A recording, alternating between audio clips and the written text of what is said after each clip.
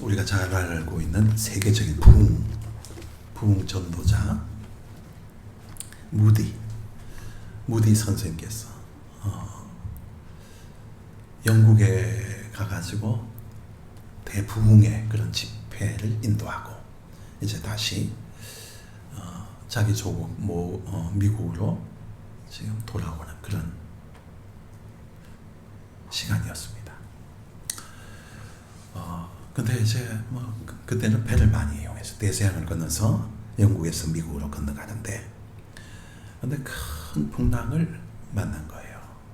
큰 풍랑을 만나서 지금 모든 사람들이 막 두려워서 어쩔 줄 모르고 방황하는데, 그런데 한쪽에 그냥 깊은 잠에 꼬라 떨어져 있는 사람을 발견합니다. 그래서 사람들이 아니 지금 이 풍랑이 큰 폭풍이 불어가지고 지금 난리인데 거기서 지금 잠자고 있으면 어떡하냐고.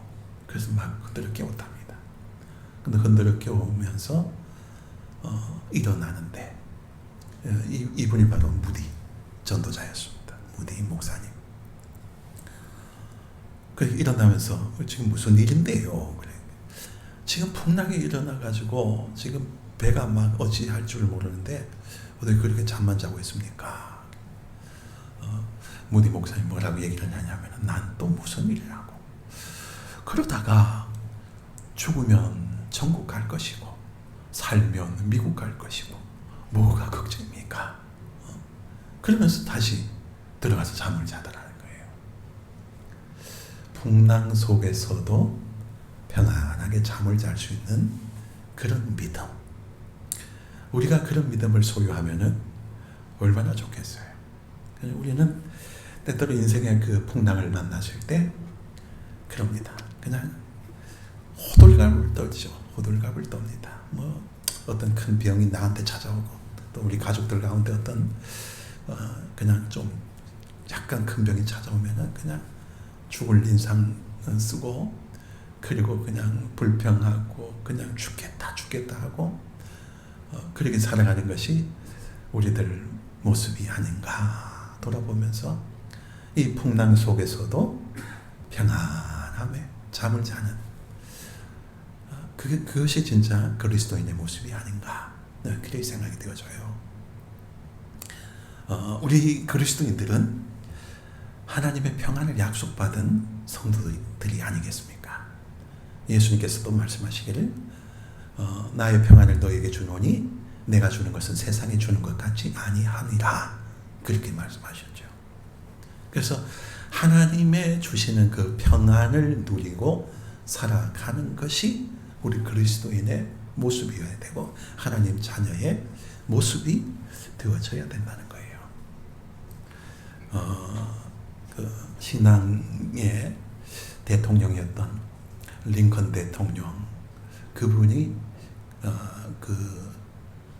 기념을 해서, 그분을 기념해가지고 미국의 그 워싱턴에 가면은 링컨 박물관이 있답니다. 링컨 기념관이 있는데 거기 여러 유품들 가운데 가장 눈에 띄는 것이 어떤 유품이냐 하면은 성경책이래요. 성경책.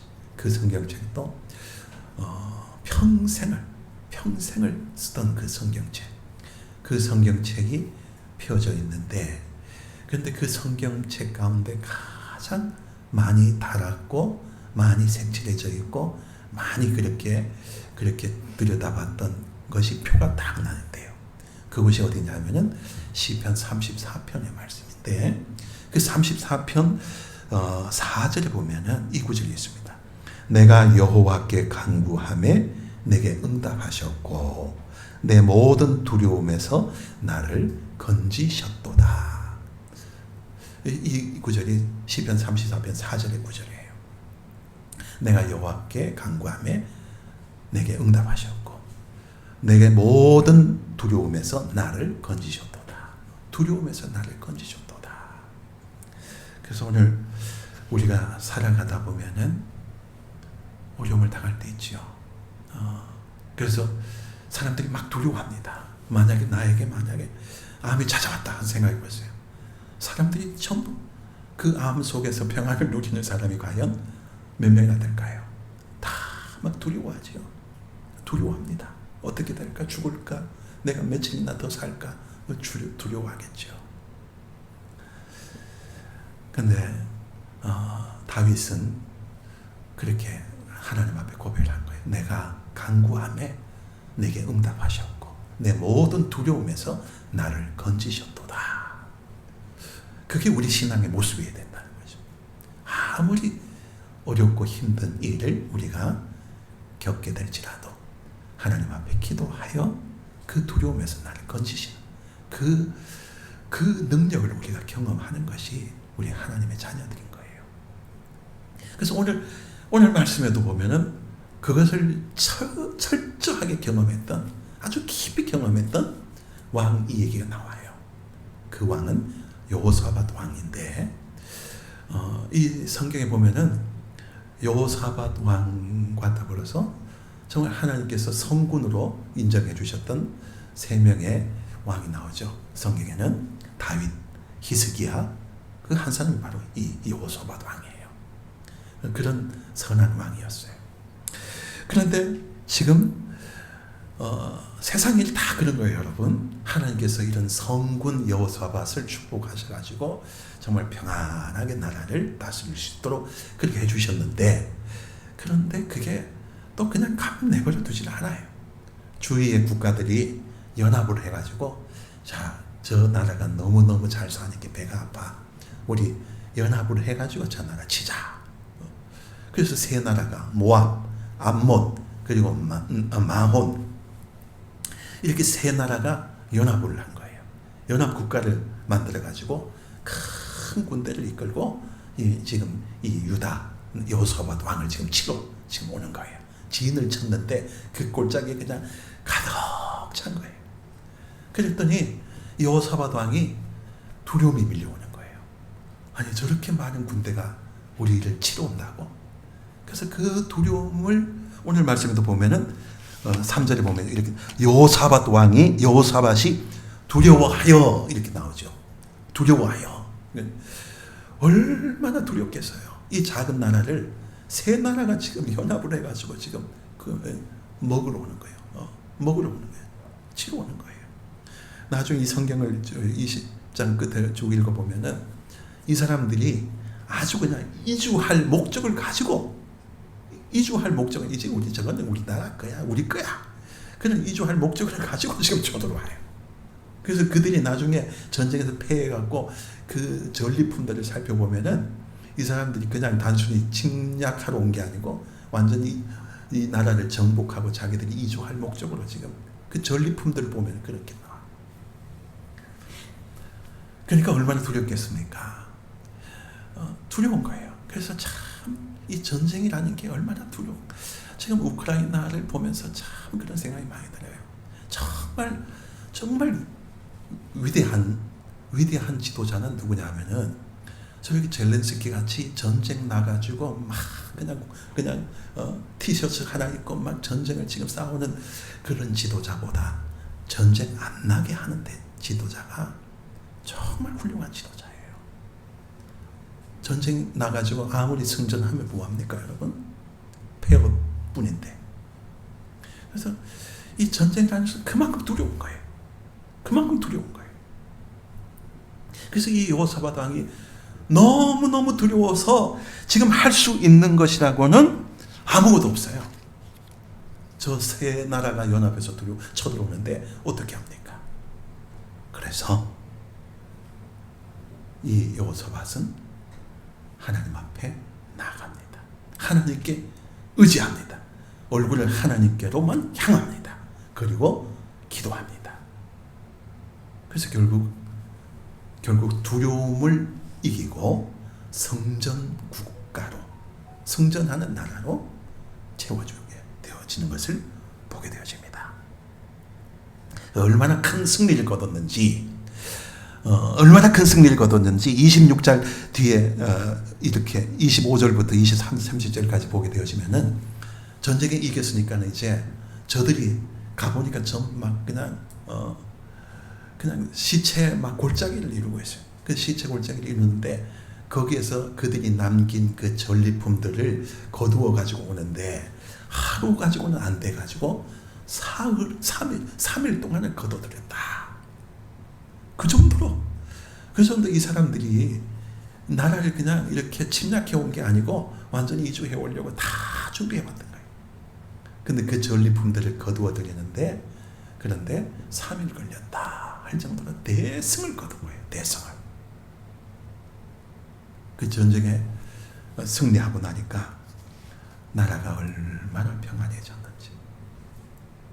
그래서 오늘 이 말씀을 통해서 정말 우리가 살아가다가도 이러한 위기가 닥쳐서 두려울 때가 찾아와요. 근데 그것을 이기는 신앙은 뭘까? 그것을 이기는 신앙. 내 인생에 위기가 찾아와. 내 인생에 환란이 찾아와. 내 인생에 광풍이 몰아쳐서 정말 두려워 어쩔 줄 모를 때 그 두려움을 이기고 승리할 수 있는 그 신앙은 무엇이냐? 오늘 오전 오후 나눠서 두 가지를 한번 생각해요. 첫째는 기도죠. 기도. 어떻게 기도를 했느냐? 오늘 1절, 2절, 3절 보니까 다 함께 모였어. 금식을 하며 연합을 해서 모여서 금식을 하며 하나님 앞에 부르짖었다. 그랬어요. 부르짖었다. 그래서 하나님께서는 그 기도를 들으시고 이 전쟁에서 승리케 해주신 것을 우리가 봅니다. 여러분 오늘 우리도 그렇습니다. 우리가 살아가다 보면은 그냥 우리의 삶이 그냥 태평성대만 있는 게 아니에요. 살아가다 보면은 내가 감당할 수 없을 만큼 큰 위기가 찾아오고 고통이 찾아오고 풍랑이 일어올 때가 있을 것을 우리가 다 경험해 봤어요. 그래서 두렵지요.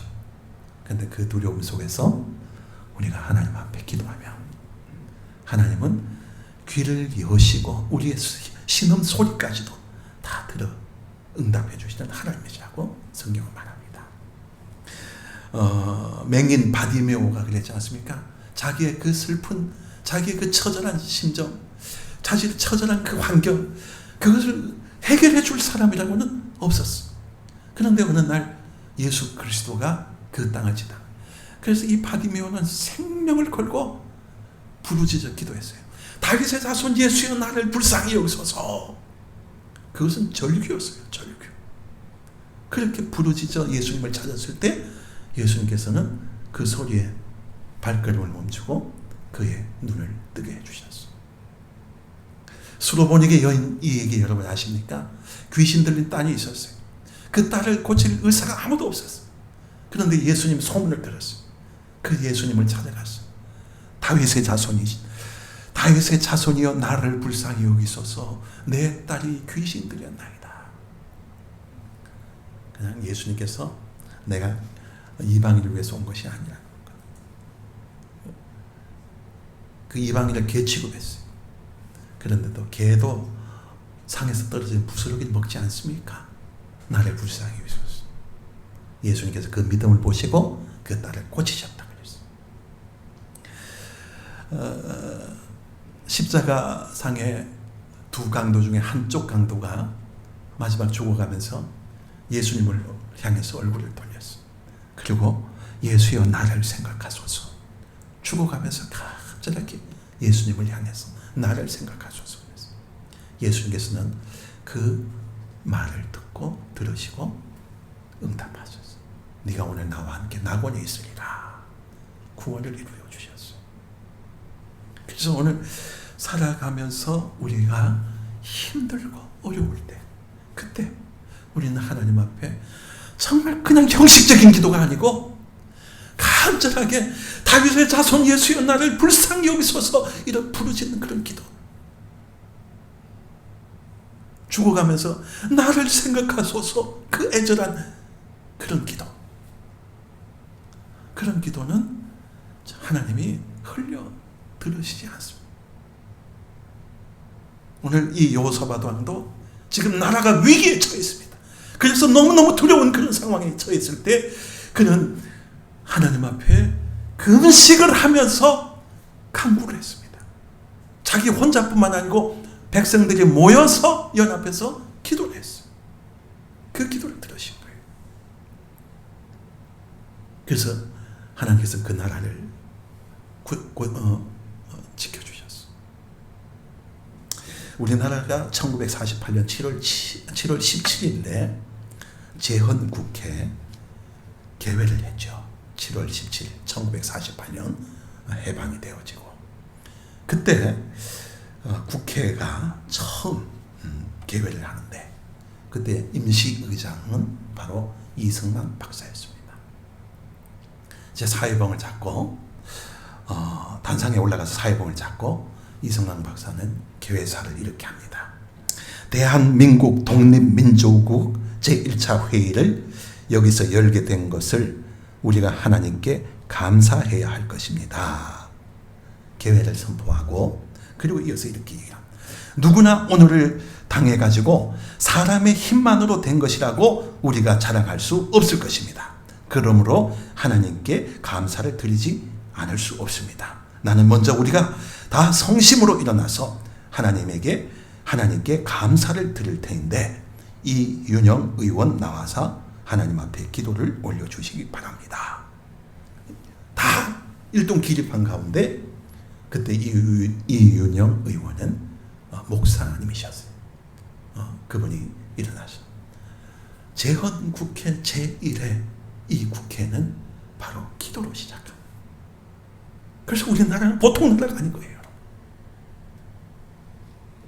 기도로 시작한 민주국가입니다. 그래서 이승만 대통령은 우리가 그 흠은 있을지라도 우리 신앙인의 눈으로 보면은 이 나라를 기도로 시작하게 한 그 대통령이에요. 그래서 하나님께서는 이 나라를 보호하여 주셨죠. 그때 당시에 저 북한은 김일성이가 통치하고 있을 때 그때 우리나라보다 월등히 잘 살았던 나라입니다. 얼마나 지하 자원이 많았습니까? 그런데 지금은 상대가 되질 않죠. 우리 대한민국은 세계 경제 대국 10위권에 들어가 있는 선진 대국이 되어졌어요.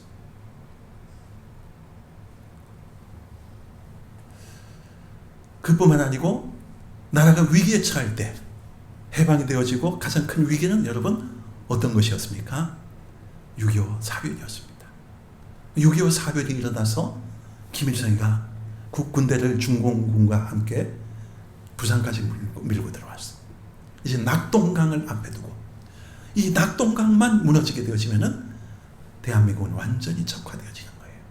그런 상황에 처했을 때 그때 이승만 박사가 그때 부산에서 그 도지사 공간에 북한에서부터 저 하여간 피난 내려온 교회 지도자들을 다 모았어요. 교회 목사님들 다 모았어요. 그리고 이승만 박사 그들을 향해서 이렇게 얘기를 합니다. 우리 한국은 지금 풍전등화의 운명입니다. 지금은 장마철이고 폭우가 내려오고 태풍이 불어오고 있어서 지금 이 낙동강 적진을 폭격하여 적군의 전진을 막아야 되는데 그것을 지금 못하고 있는 가운데 있습니다. 비가 오고 태풍이 불어오면은 비행기가 뜨지 못해 적군이 낙동강을 건너게 될 것입니다. 이 지경에 우리가 바라볼 것은 하나님밖에 없습니다. 하나님 앞에 기도해 주십시오. 이승만 박사가 그 도지사 공간에 비난 와가지고 그 지역의 목회자들을 모아가지고 기도를 부탁한 거예요. 그래서 기도했죠. 목회자들이 금식하며 기도했다 그랬어요. 주의 종들이 일주일을 금식하며 찬양 기도를 드렸다고 했어요.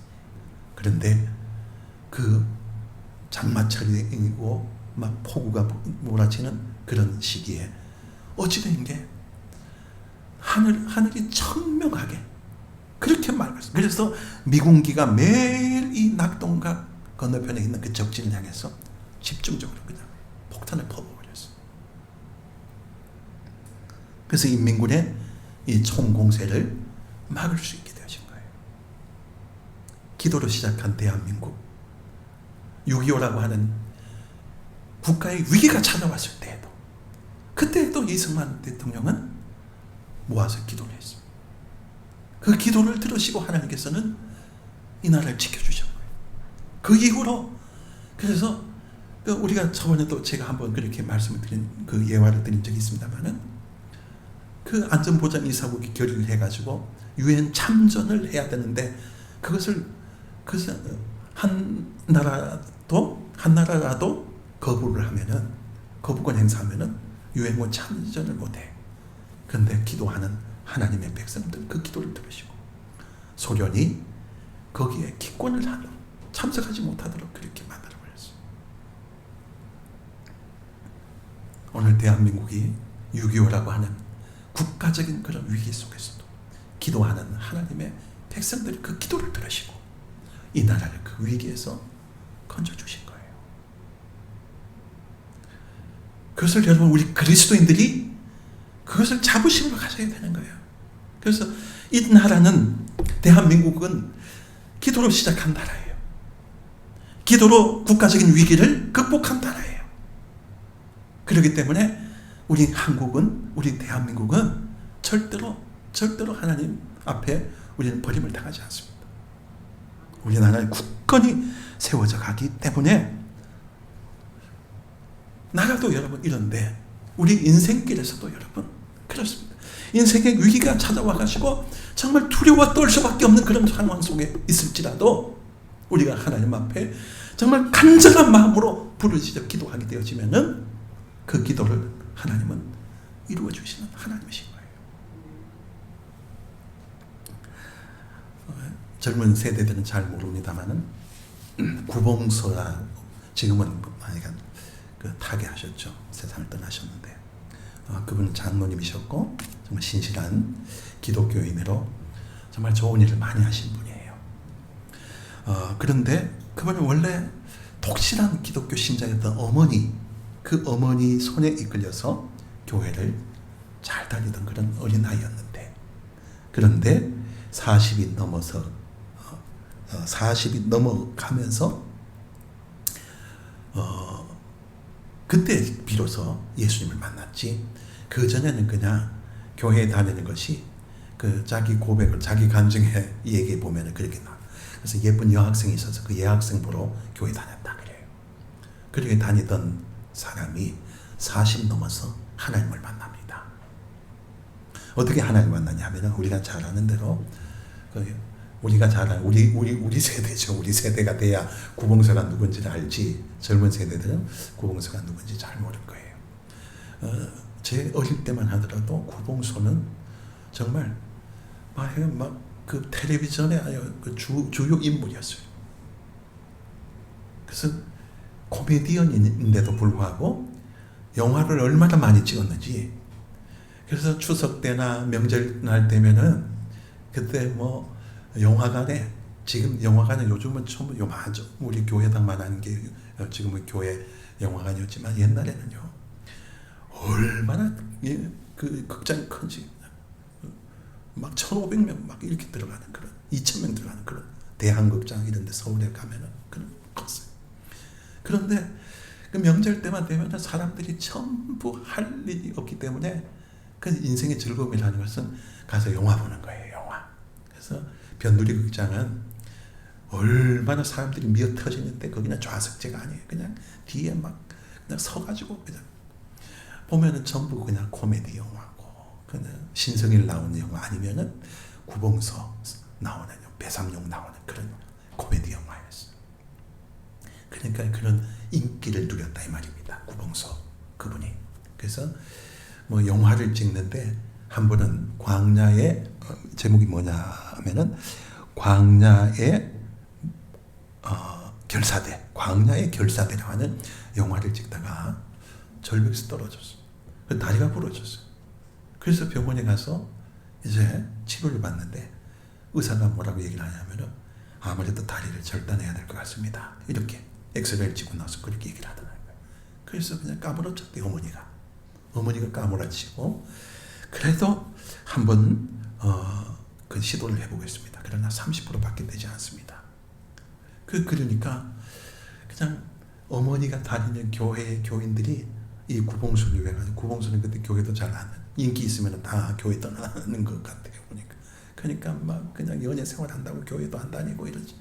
근데 어머니가 신실한 기독교인이기 때문에 그 교회 교인들이 찾아와가지고 기도를 해주는 거예요. 기도를 간절하게 기도해줘. 그래서 의사가 1차 수술을 마치고 나왔어. 안 잘라도 될 것 같네요. 그래서 이 구봉서 그분이 너무너무 감사해가지고 그냥 이불을 뒤집어 쓰고 그 속에서 하나님 아버지 감사합니다. 그렇게 기도를 해야 되는 거예요. 그게 그 자기 인생의 첫 번째 기도였다는 거예요. 하나님 아버지 감사합니다. 내 다리 안 자르게 해주셔서 감사합니다. 그 기도를 했어. 그리고는 그 순간뿐이었지.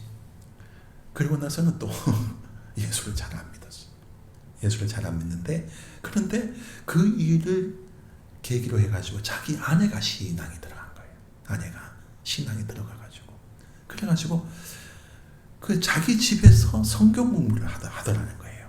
자기 집에서 성경 공부를 하는데, 그때 당시 유명한 연예인들이 와서 성경 공부를 하는 거예요.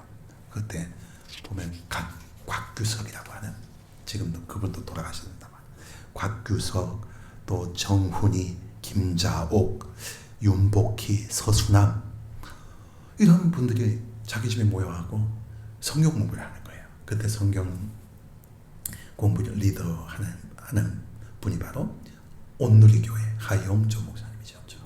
그분이 이제 성경 공부를 이렇게 지도하는데, 근데 자기는 거기 가기 싫어가지고 옆방에 들어 누워가지고 가만히 들었대요. 가만히 듣는데 어느 날 성경 공부를 하는데 보니까 세례 요한 얘기를 하면서, 세례 요한은 광야에서 외치는 소리였습니다. 그분은 석청과 메뚜기를 먹었고 정말 그렇게 살았습니다.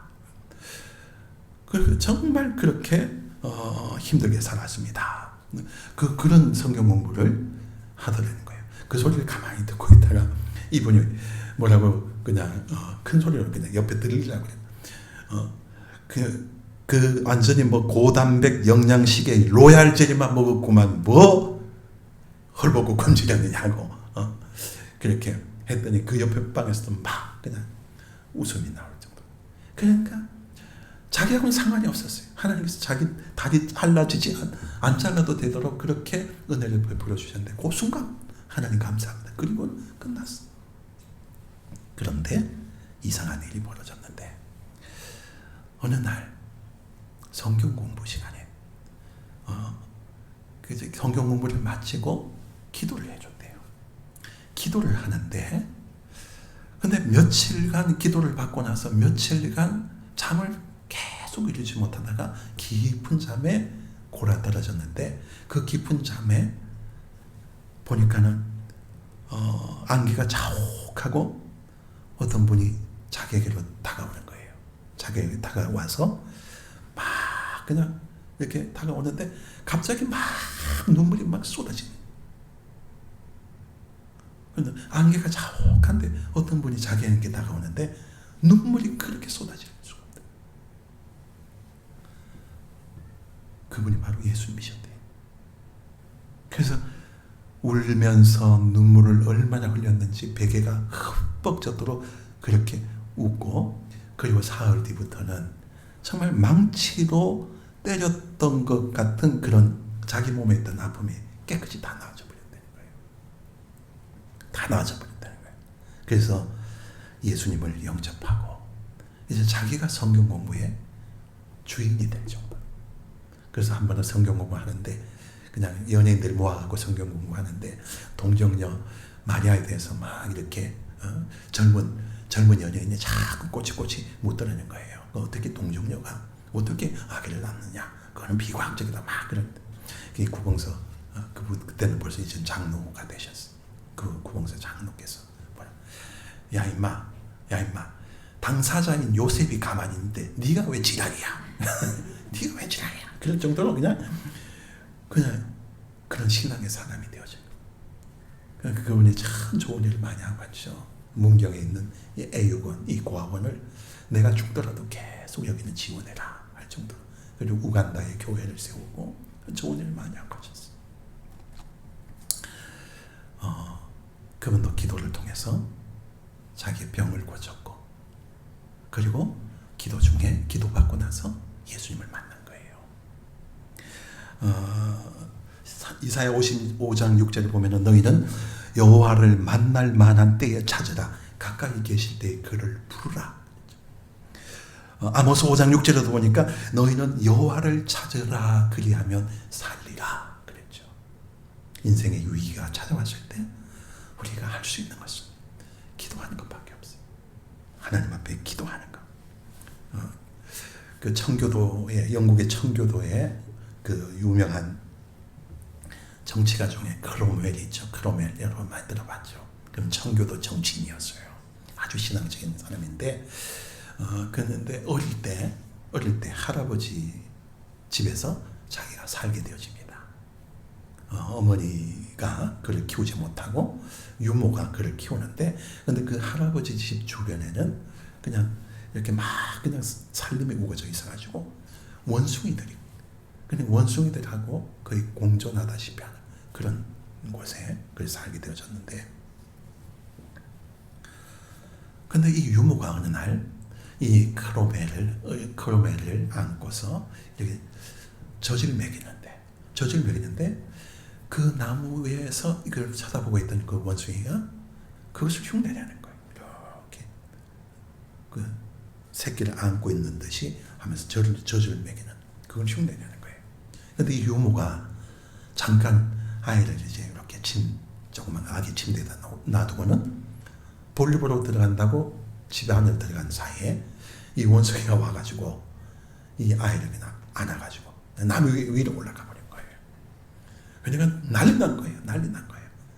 할아버지도 그냥 사다리를 가지고 올라간, 벌써 이 원숭이는 그 아이를 안고 다른 데로 도망가 버리고 말았어요. 그럴 때 이 할아버지가 참 신앙적인 사람이었어요. 이렇게 얘기했답니다. 이제 크로멜은 우리 손을 떠났다. 크로멜은, 우리 아기는 우리 손을 떠났다. 이제 우리는 하나님 앞에 기도하는 수밖에 없다. 우리 기도하자. 그리고 유모하고 같이 있는 사람들하고 그 모여 앉아가지고 무릎을 꿇고 막 기도를 하는 거예요. 근데 그것을 이 아기를 뺏어가지고 갔던 그 원숭이가 나무 위에서 그것을 다 보더라는 거예요. 딱 보더니 그 나무에서 내려와가지고 아기 내려놓고 자기도 이런 무릎을 꿇고 기도를 하더라는 거죠. 그 원숭이가 흉내를 잘 내는 그런 동물이어서. 그래서 그 아이를 무사히 다시 찾았어. 그 크로멜의 할아버지의 신앙이 훌륭하지 않습니까? 우리 손을 떠났어. 우리는 이제 기도하는 수밖에 없어. 살다가 보면 여러분, 우리 손을 떠난 그런 인생의 위기가 찾아올 때가 있어요. 그때 우리는 아무것도 할 수가 없어요. 그래서 우리는 기도하는 수밖에 없어요. 기도하는 것. 내 인생에 이런 위기가 찾아왔을 때 우리 누구에게 맡깁니까, 여러분? 누구에게 맡깁니까? 어떤 사람에게 여러분 맡깁니까? 어떤 실력자에게 내 인생을 맡깁니까? 내 위기를 맡깁니까? 아무런 소용없습니다. 베드로전서 5장 8절의 말씀처럼 너희 모든 염려를 다 주께 맡겨라. 이는 그가 너희를 돌보심이라 그러셨죠. 우리 염려 다 주님께 맡기면 주님은 돌봐주신다고 말씀하셨어요. 지난 수요일 저녁에 잠깐 얘기를 한 사람입니다. 오프라 윈프리라고 하는 미국의 영향력 있는 그런 흑인 여성이죠. 이분이 얼마나 대단한 사람인가 하면 1년 동안 2,600만 불, 우리 돈으로 하면 그 3,000억을 벌어들이는 그런 여성입니다. 그런 놀라운 그런 영향력 있는 그런 여성입니다. 하여간 뭐 시사 토크쇼 이런 것을 진행하는 그 영향력 있는 미국인 오프라 윈프리. 근데 이분이 한 번은 그 텔레비전 프로에서 이런 이벤트를 진행을 했답니다. 고물차를 끌고 다니면서 바꾸고 싶어도 바꾸지 못하는 형편이 안 되는 사람에게 12대의 차를 주겠다. 그러니까 이 사연을 편지로 보내시오. 그 광고를 낸 거예요. 그래서 미국 전역에서 그 편지를, 그 광고를 듣고 어떤 사람은 정말 절박한 마음으로 여기에다가 내가 편지를 보내보자. 그래서 편지를 보낸 사람이 있지만은, 근데 그 미국에서 수억의 그 사람들 가운데 내가 당첨되겠어?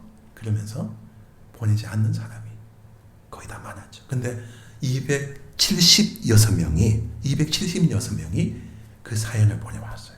너무너무 오래된 고물차를 지금 몰고 다니는데 바꿔야 하는데 형편이 되지 않아서 사연을 보냅니다. 276명이 편지를 보내. 그래서 이 방송국에서 그 사람들 다 초대한 거예요. 다 초대했어요.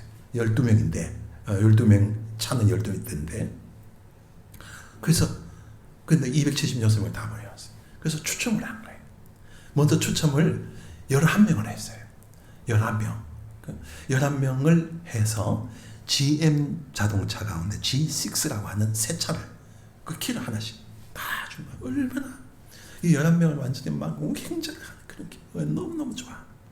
한 대가 남았죠. 이 한 대를 가지고 추첨을 하는데 남은 사람은 265명이죠. 265명. 265명에게 그냥 상자 하나씩을 다 나눠준 거예요. 265 상자. 여러분 이 상자 265개 가운데 하나에 나머지 한 대의 키가 들어있습니다. 제가 하나 둘 셋 할 때 그때 동시에 열겠습니다. 그렇게 얘기를 한 거예요. 그래서 하나 둘 셋 이 오프라 윈프리가 하나 둘 셋 하면서 개봉을 했는데 그런데 놀라운 일이 벌어진 거예요. 전부 사람들이 다 환호성을 부르고 펄쩍펄쩍 뛰고 265명 거기 다 들어있는 거예요. 다 자동차 키가. 그래서 이 오프라 윈프리도 그냥 사회를 보면서 펄쩍펄쩍 뛰면서 그냥 다 받았어요. 다 받았어요. 그냥 펄쩍펄쩍 뛰면서 한 명 준다고 했는데 다 준 거예요. 276명의 그 고물차를 다 바꿔준 거예요. 차를 바꿔주겠다는 사람의 약속도 믿는 사람에게는 그 꿈이 이루어졌잖아요. 그 꿈이 이루어졌어요. 여러분 살아가다가 인생의 위기가 찾아오거든. 두려워만 하지 말고 그 두려움을 이기게 하시는 하나님 앞에 여러분 편지를 보내시기 바랍니다. 기도의 편지를 보내시면 하나님은 그 기도를 그 편지를 읽으시고 생각지도 않는 그러한 선물을 주시는 하나님이신 거예요. 그래서 두려워만 하고 있습니까, 여러분? 나에게 이런 어려움이 찾아왔어. 내가 왜 예수 믿는 나에게 이런 어려움이 찾아왔어?